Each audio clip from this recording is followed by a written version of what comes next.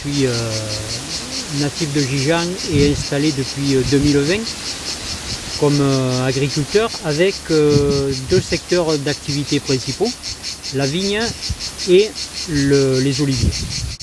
Aimant le travail de la terre et aimant surtout aussi produire ce que je mange au maximum.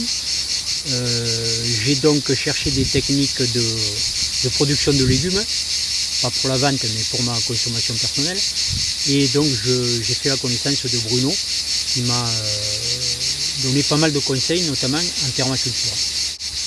Alors la forêt globale, c'est aussi par l'intermédiaire donc de Bruno, qui m'a parlé donc de son projet. Et puis j'ai adhéré de suite à cette idée parce que pour moi il est essentiel de se mobiliser, non pas dans la précipitation mais dans l'urgence, pour absolument inverser le cours des choses, car il faut absolument préserver cette planète qui est non seulement la seule chose sur laquelle nous marchons, nous pouvons marcher, mais c'est notre support dans tous les domaines, pas seulement au niveau des pieds. J'essaie d'amener ma modeste expérience sur une petite propriété. Alors certains pourront me reprocher de ne pas avoir l'expérience du bio sur ce qu'on appellerait une vraie propriété, avec un certain nombre d'hectares, etc. Voilà. Mais bon, je peux vous dire justement qu'à certains endroits, il faut éviter de planter de la vigne, quoi. Si on veut travailler en bio, c'est pas la peine d'essayer de faire venir du raisin bio dans un bas-fond qui va garder l'humidité en permanence, qui ne voit pas le jour, avec des arbres autour, etc. Non, il faut être réfléchi, il faut réfléchir et se dire, si on veut faire de la vigne, on ne va pas pouvoir la faire n'importe où. Il faut des parcelles bien aérées, avec des sols drainants, etc., etc. Et là, à ce moment-là, on peut travailler en bio. Et moi, si j'avais le même type de parcelle que celle que j'ai, je pourrais avoir une propriété comme on les autres.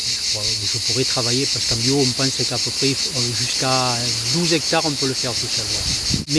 Ma parcelle étant entourée de cyprès notamment, qui abritent énormément de petits oiseaux, de moineaux, etc., permet une sélection des insectes, et notamment des cicadelles, qui est très intéressante.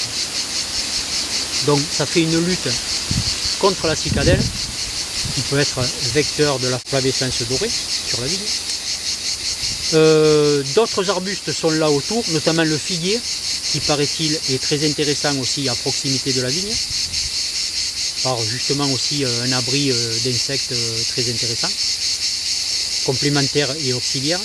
Voilà, donc c'est ce type d'expérience que j'ai et qui me permettent de dire qu'effectivement, en plus du fait qu'ils peuvent abriter aussi des chauves-souris, qui sont très très importantes aussi en bio, la chauve-souris permet aussi de manger les papillons nocturnes que sont Eudémis et Cochilis.